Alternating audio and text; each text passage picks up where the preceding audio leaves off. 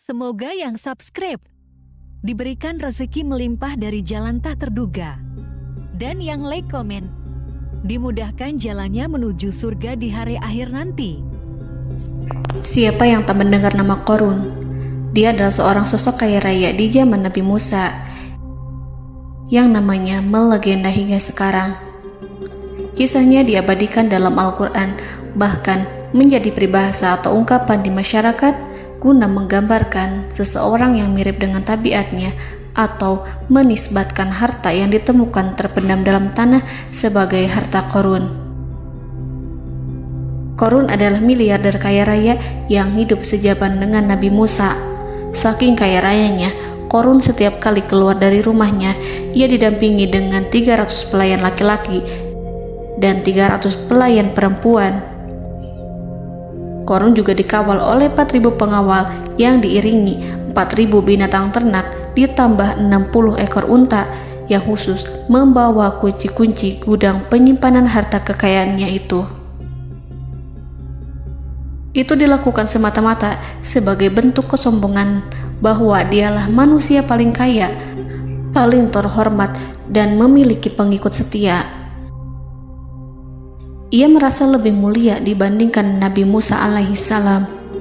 Orang-orang tentu saja akan penasaran seberapa banyak harta kekayaan Qorun jika pengawal dan pembawa kunci gudang kekayaannya sebanyak itu. Lalu berapa banyakkah harta yang dimiliki Qorun yang disimpan di dalam gudangnya tersebut? Sebelum saya melanjutkan, dimohon untuk menonton video ini sampai selesai supaya tidak ada kesalahpahaman dalam memahami isi cerita, serta mohon bantu channel ini semakin berkembang dengan cara tekan subscribe dan silakan tinggalkan like serta komen positifnya. Semoga dukungan pemirsa Risalah Kehidupan bernilai pahala dan menjadi wasilah dimudahkannya segala urusan pemirsa sekalian. Pemirsa Risalah Kehidupan, di zaman sekarang banyak orang yang mengistilahkan rezeki yang tak terduga dengan istilah harta Qorun. Lalu dari manakah sumber harta kekayaan Qorun yang sangat luar biasa itu? Serta di manakah Qorun dan hartanya ditenggelamkan? Siapakah Qorun dan bagaimana kisahnya dengan Nabi Musa? Qorun merupakan kaum Nabi Musa alaihissalam. Disebutkan oleh Ibnu Jurayj, nama lengkap Qorun adalah Qorun ibnu Yashar, ibnu Qahis, ibnu Lawi, ibnu Yakub. Ia merupakan putra paman atau sepupu Nabi Musa alaihissalam. Pasalnya, Nabi Musa alaihissalam sendiri adalah putra Imran, sedangkan Imran adalah putra Qahis. Dengan kata lain, Qorun masih satu kakek dengan Nabi Musa alaihissalam, yakni kakek Qahis. Ia adalah umat Nabi Musa yang taat. Tidak hanya memiliki banyak harta, Qorun juga termasuk orang yang cerdas dan berilmu. Ia menguasai ilmu duniawi dan ilmu ukhrawi, dan tercatat bahwa Qorun adalah ahli di bidang kimia. Dirinya tercatat sebagai ahli kitab Taurat setelah Nabi Musa. Kepandaian Qorun dalam ilmu agama membuat dirinya sering disebut dengan ilmu nawir, atau orang yang memberi cahaya dan penerangan. Suaranya terkenal merdu dalam membaca kitab Taurat. Selain itu, Qorun juga lihai dalam berbisnis. Ia mengetahui trik investasi yang menguntungkan, serta jalur perdagangan internasional yang strategis di zamannya. Kekayaan Qorun begitu banyak, sebagaimana tercatat dalam surat Al-Qasas ayat 76. Sesungguhnya Qorun termasuk kaum Musa, tetapi dia berlaku aniaya terhadap mereka. Kami menganugerahkan kepadanya perbendaharaan harta yang kunci-kuncinya sungguh berat dipikul oleh sejumlah orang-orang yang kuat. Dalam riwayat Kaisamah disebutkan, kunci gudang kekayaan Qorun dibutuhkan 60 bigol atau sejenis kuda kecil. Ukuran kuncinya sebesar jari, bahannya terbuat dari kulit, dan setiap kunci digunakan untuk satu gudang. Maka keluarlah Qorun kepada kaumnya dalam kemegahannya. Para ulama tafsir menjelaskan Qarun keluar dengan mewah diiringi dengan 300 gadis berbaju merah dan 4.000 kendaraan kuda. Tak heran, iring-iringan Qarun itu mengundang decak kagum mereka yang gandrung terhadap harta kekayaan. Sebagaimana yang terekam dalam ayat Al-Quran, moga-moga kiranya kita mempunyai seperti apa yang telah diberikan kepada Qarun. Sesungguhnya ia benar-benar mempunyai keberuntungan yang besar. Quran Surat Al-Qasas ayat 79. Namun tak sedikit kaumnya yang mengingatkan. Ingatlah ketika kaumnya berkata kepadanya, janganlah engkau terlalu bangga, sesungguhnya Allah tidak menyukai orang-orang yang terlalu membanggakan diri atau farihin.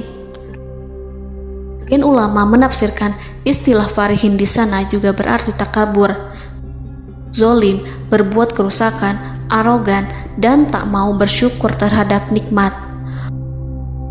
Qarun dikisahkan memiliki ribuan kuda yang berisikan emas dan perak. Bila keluar rumah, Qarun selalu berpakaian mewah dan dikawal 600 pelayan dan diiringi 4.000 ekor kuda serta 60 ekor unta yang membawa kunci-kunci gudang kekayaannya. Namun, sayangnya Qarun kemudian membangkang pada Nabi Musa dan menjadi pengikut setia Fir'aun. Mengenai dari mana asal-usul kekayaan Qarun, ada beberapa riwayat yang memberitahukan tentang asal-usul kekayaan Qarun. Sumber pertama menyebutkan bahwa jauh sebelum memiliki kekayaan, Qarun hanyalah seorang lelaki miskin yang tidak mampu menafkahi keluarganya. Anaknya sangat banyak. Lalu suatu ketika Qarun datang kepada Nabi Musa. Ia meminta Nabi Musa alaihi salam untuk mendoakannya agar Allah memberikan harta benda yang banyak. Qarun juga meminta Nabi Musa mengajarinya ilmu kimia dan ilmu-ilmu kehidupan lainnya. Qarun dikenal sebagai orang yang soleh dan mengikuti ajaran Ibrahim dengan baik, sehingga tanpa pikir panjang, Nabi Musa alaihi salam menyetujui permintaannya. Allah Subhanahu wa ta'ala mengabulkan doa Nabi Musa. Qarun diberikan kecerdasan luar biasa dan menguasai ilmu yang telah diajarkan kepadanya. Qarun menguasai teori dan praktik pembuatan emas permata dan beragam perhiasan mewah lainnya. Ia juga pakar dalam ilmu arsitektur, rancangan bangunan, penataan kota, dan lain sebagainya. Tidak lama setelah itu, hidupnya berubah. Qarun pun hidup dengan bergelimbang harta. Ribuan gudang yang dimilikinya penuh dengan emas dan perak. Namun, sayangnya, keberuntungan yang didapatkannya membuatnya gelap mata. Qarun mulai hidup dengan penuh pamer, keangkuhan, dan penuh kesombongan. Kekayaan yang diberikan Allah Subhanahu wa ta'ala membuatnya lupa dengan Sang Maha Pemberi. Qarun merasa lebih terhormat dan mulia dibandingkan Nabi Musa. Ia pun akhirnya membelot dan durhaka pada Musa. Ia mengingkari janji-janjinya dulu dan beralih menjadi pengikut Fir'aun yang setia. Loyalitas Qarun terhadap Fir'aun membuatnya diangkat menjadi kepala mandor yang membawahi ribuan pekerja. Dikisahkan bahwa Qarun bersikap semena-mena terhadap para pekerja. Ia tega memotong upah mereka. Ia melakukan korupsi demi membangun istana dan kemegahannya sendiri, dan untuk membangun gudang-gudang penyimpanan harta yang telah ia kumpulkan jauh-jauh hari. Ketika datang perintah zakat, Nabi Musa alaihi salam pergi menemui Qarun dan memerintahnya mengeluarkan zakat sebesar 1 dinar dari setiap 1000 dinar hartanya, 1 dirham dari setiap 1000 dirham, 1 kambing dari setiap 1000 kambing, dan seterusnya. Setelah Qarun menghitung seluruh hartanya, ternyata jumlah zakatnya sangat besar. Kekikirannya pun mulai menghalangi hatinya untuk mengeluarkan zakat. Qarun enggan membayar zakat ketika Nabi Musa alaihissalam menagih zakat yang diperintahkan oleh Allah untuk ditunaikan olehnya. Ketika Qarun dimintai zakat, ia langsung marah dan tidak memberikan sedikit pun kekayaannya. Dia berpikir bahwa harta kekayaan yang dimilikinya didapat dari hasil kerja dan usahanya, dan tidak ada kaitannya dengan siapapun, termasuk Allah Subhanahu wa Ta'ala. Janji Qarun untuk lebih taat beribadah dan membantu sesama jika diberi kekayaan oleh Allah dilupakannya. Dia mempergunakan kekayaannya tersebut dalam kesesatan, kezoliman, dan permusuhan, sehingga membuatnya menjadi sombong dan terlena. Orang-orang beriman pada masa itu sering menasihati Qarun untuk bersyukur atas nikmat yang telah Allah berikan, tetapi dia tidak mengindahkan nasihat tersebut. Dari sikapnya tersebut sudah jelas bahwa Qarun tidak membutuhkan nasihat kebenaran, bahkan merasa tidak takut dengan ancaman Allah. Sebab Qarun merasa sudah memiliki segalanya. Qarun merasa dirinya hebat dan pintar serta punya banyak pengikut setia, punya banyak pengawal dan merasa aman karena dekat dengan Raja Fir'aun. Qarun berkata, "Sesungguhnya aku mendapatkan harta ini karena ilmu yang ada padaku." Qarun sangat sombong. Ia merasa hartanya didapatkannya sendiri tanpa campur tangan dan kehendak Zat yang Maha Kaya, yakni Allah Subhanahu wa Ta'ala. Apakah Qarun lupa ataukah ia tidak tahu bahwa Allah telah membinasakan orang-orang sombong sebelumnya yang bahkan lebih kuat darinya, yang lebih kaya darinya, yang lebih banyak pengawalannya, lebih kokoh dan tak terkalahkan dibanding dirinya?